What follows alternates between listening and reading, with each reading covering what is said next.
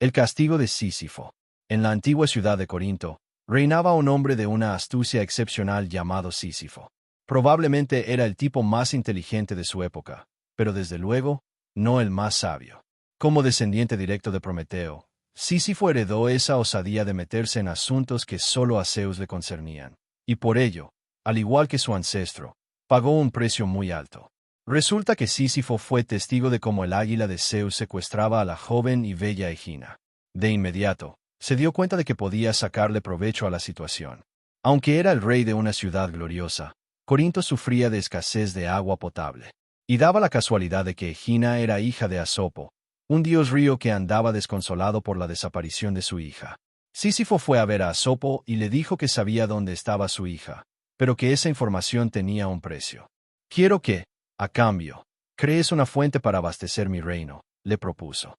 Asopo aceptó el trato y hizo brotar un manantial del agua más pura. Una vez cumplido el pacto, Sísifo le contó lo que sabía, y Asopo partió en busca de su hija. El rey estaba encantado. La nueva fuente traería prosperidad y aún más prestigio a su ciudad. Pero en el Olimpo, Zeus estaba que trinaba por la indiscreción de Sísifo. Furioso, le ordenó a Tánatos, la muerte en persona, que fuera a buscar a Sísifo y le quitara la vida.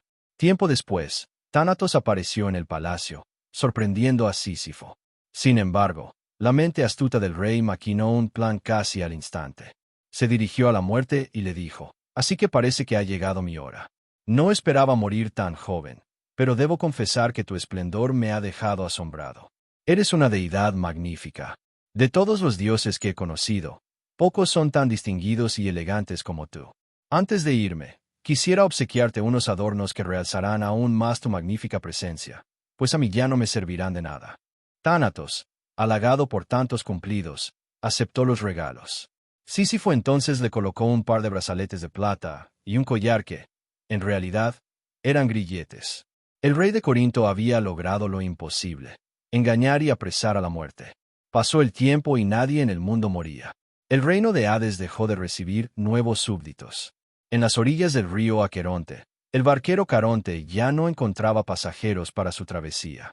Las guerras que promovía Ares, el dios de la guerra, perdieron toda su gracia, porque nadie caía en batalla. Ares, enfurecido, fue directo a Corinto, derribó las puertas del palacio y rompió las cadenas que aprisionaban a Tánatos.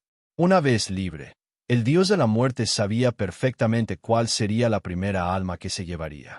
Sísifo, que ya se olía que algo así podría pasar, le había dado una instrucción muy clara a su esposa: si él moría, bajo ningún concepto debía ofrecerle los ritos funerarios apropiados para un rey. Y así fue. Sísifo se entregó pacíficamente a Tánatos, quien le arrebató la vida. Al llegar al inframundo, se encontró con que las orillas del río de los muertos estaban a rebosar de almas que Tánatos había ido recogiendo. Cuando por fin estuvo cara a cara con Hades, el señor del inframundo, que no parecía nada contento, Sísifo pronunció un discurso que ya tenía preparado. «Noble señor del inframundo, sé que he obrado mal y te he causado problemas, pero no era mi intención. Si hubiera sabido el daño que le causaría al gran dios del mundo de los muertos, jamás lo habría hecho. Aunque estoy en deuda contigo, tengo una petición que hacerte. Mi odiosa esposa se ha negado a realizar los ritos funerarios dignos de un rey. Me ha desechado como si fuera el cadáver de un perro. Te ruego que me permitas volver al mundo de los vivos, solo por un día, para vengarme de ella y organizar un funeral que me honre a mí y a tu reino». Hades le concedió el permiso. «Tienes un solo día en el mundo de los vivos, pero al atardecer, deberás volver a mis dominios». Sísifo dio su palabra, pero en cuanto regresó a Corinto, se encontró con su esposa y se fugó con ella, engañando a la muerte una vez más. Vivió escondido hasta llegar a una edad muy avanzada, cuando finalmente se topó con su inevitable final. En este último encuentro con Tánatos, su astucia ya no le sirvió de nada. Al regresar al inframundo, Hades lo envió directo al Tártaro para recibir un tormento eterno. Fue condenado a empujar una pesada roca hasta la cima de una montaña. Pero cada vez que estaba a punto de llegar, la piedra se volvía inmensamente pesada y rodaba cuesta abajo, obligándolo a reiniciar su inútil tarea, una y otra vez, por toda la eternidad. El castigo de Ixión. En Tesalia, el rey Ixión era un tipo nefasto que gobernaba con mano de hierro. Su reino era famoso por criar los mejores caballos de toda Grecia, y los suyos eran los mejores entre los mejores. Ixión se enamoró de la bella Día, hija de un noble de la región, y le prometió a su futuro suegro, Deioneo, algunos de sus famosos caballos a cambio de la mano de la joven. Sin embargo, tras la boda, Ixión no cumplió su parte del trato, lo que enfureció a su suegro. Este, decidido a tomarse la justicia por su mano, le robó los caballos. Ixión, furioso, tramó un plan para vengarse. Invitó a Deioneo a su palacio con el pretexto de hacer las paces. Aunque lo recibió cordialmente, ya había conspirado contra él. Lo invitó a ver una nueva habitación, donde había un foso. Cuando su suegro se asomó para ver qué había dentro, Ixión lo empujó. Deioneo cayó en el foso, que estaba lleno de brasas ardientes. Mientras era consumido por las llamas, sus gritos de dolor eran música para los oídos de Ixión. Antes de morir, Deioneo aún alcanzó a ver a su lado el cuerpo carbonizado de su propia hija. Pero los pecados de Ixión no quedaron impunes. El rey fue depuesto y comenzó a vagar como un pordiosero, siendo apedreado y escupido allá donde iba. Tras años de sufrimiento, Ixión parecía arrepentido y rogó perdón a los dioses. Zeus se compadeció de él y lo invitó al Olimpo, donde participó en banquetes celestiales junto a las deidades. Sin embargo, su mala índole volvió a salir a la luz. Ixión se enamoró de Hera, la esposa de su anfitrión, Zeus, y llegó a declararle su deseo de acostarse con ella. Hera, indignada, lo rechazó y se lo contó todo a su marido. Zeus, incrédulo de que su invitado fuera capaz de tal traición, decidió ponerlo a prueba. Moldeó una nube hasta darle la forma de una réplica perfecta de Hera. La nube, con la apariencia de la diosa, coqueteó con Ixión, quien no dudó un segundo y se unió a la falsa diosa. De esta unión contra la hospitalidad nacieron los centauros, criaturas mitad hombre, mitad caballo. Zeus expulsó a Ixión del Olimpo, aunque con cierta clemencia, pues entendía lo difícil que es contener ciertos impulsos. Pero pronto se arrepentiría de su compasión. De vuelta en el mundo de los hombres, Ixión iba presumiendo ante todos de haberse acostado con la reina del cielo, lo que desató la furia de Zeus. El dios supremo lo fulminó con un rayo y arrojó su espíritu a las profundidades del Tártaro. Allí fue atado con serpientes a una rueda en llamas, condenado a pasar la eternidad ardiendo mientras la rueda gira sin parar. El castigo de Tántalo. En el lejano reino de Frigia, reinaba Tántalo, hijo de Zeus.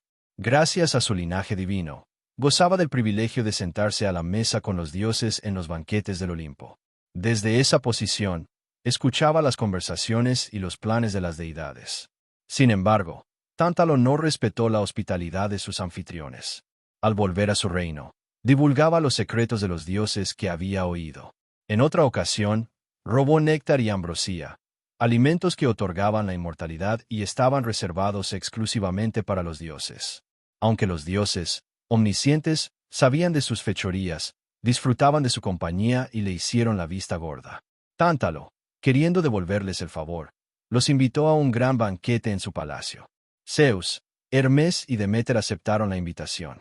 Tántalo supervisó cada detalle, deseando que todo fuera perfecto.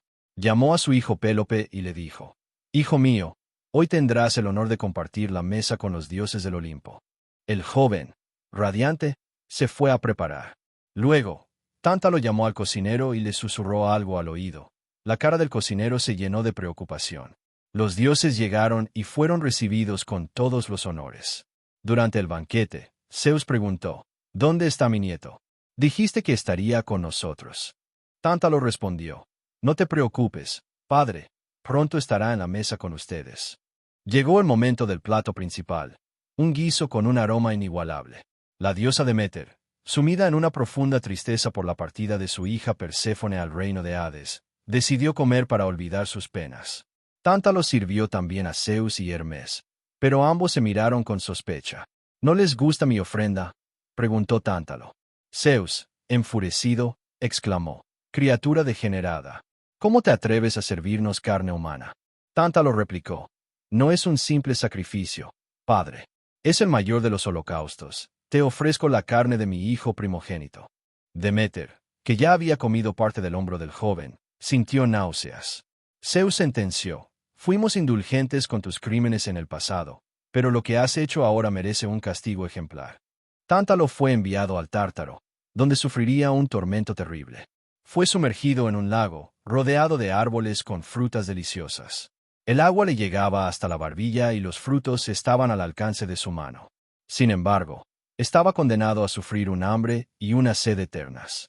Cuando intentaba beber, el nivel del agua bajaba, impidiéndoselo. Cuando intentaba alcanzar la fruta, el viento alejaba las ramas de su alcance. Los dioses, compadecidos del inocente Pélope, decidieron devolverlo a la vida. Lo reconstruyeron, ahora más hermoso que antes. Sin embargo, le faltaba el hombro que Deméter había devorado. Hefesto le fabricó uno de marfil.